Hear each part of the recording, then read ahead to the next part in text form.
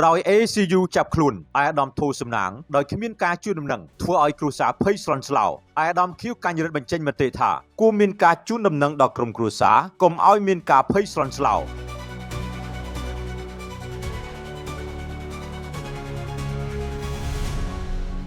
ការបាត់ដំណឹងរបស់អាយដាមធូសំណាងអគ្គនាយកនៃអគ្គនាយកដ្ឋានកិច្ចការច្បាប់កុងស៊ុលនិងព្រំដែននៃក្រសួងការបរទេសនិងកិច្ចសហប្រតិបត្តិការអន្តរជាតិបានធ្វើឲ្យក្រុមគ្រួសារភ័យស្លន់ស្លោយ៉ាងខ្លាំង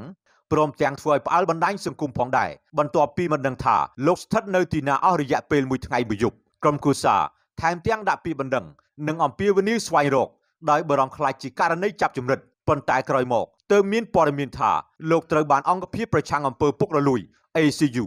នាំខ្លួនទៅសាកសួរពាក់ព័ន្ធបទល្មើសឆបោកតាមប្រព័ន្ធបច្ចេកវិទ្យា online scam ករណីនេះបានជំរុញឲ្យអាដាមខៀវកញ្ញរិទ្ធអតីតរដ្ឋមន្ត្រីក្រសួងព័ត៌មាននិងជាឧត្តមប្រឹក្សាផ្ទាល់ព្រះមហាក្សត្រលើកឡើងពីសារៈសំខាន់នៃការជួយដំណឹងដល់ក្រុមគ្រួសារនិងការគោរពនីតិរដ្ឋអាដាមខៀវកញ្ញរិទ្ធបានលើកឡើងលើគណនី Facebook ផ្ទាល់ខ្លួននៅព្រឹកថ្ងៃសុក្រទី21ខែសីហាឆ្នាំ2026នេះថាទទួលដំណឹងពីលោកធូសំណាងហើយគាត់ត្រូវ ACU ចាប់ពាក់ព័ន្ធរឿង scam តែមតិខ្ញុំនៅក្នុងសង្គមប្រជាធិបតេយ្យនិងក្នុងនីតិរដ្ឋអ្នកប្រព្រឹត្តខុសត្រូវទទួលទោសតែការចាប់បាត់ខ្លួនពីដើមមានតែនៅក្នុងប្រទេសផ្ដាច់ការទេនៅក្នុងកម្ពុជាយើងគួរមានការជូនដំណឹងដល់ក្រុមគ្រួសារកុំឲ្យមានការភ័យស្លន់ស្លោការលើកឡើងនេះធ្វើឡើងបន្ទាប់ពីអាដាមខៀវកញ្ញរិទ្ធកាលពីថ្ងៃសុក្រទី20សីហាឆ្នាំ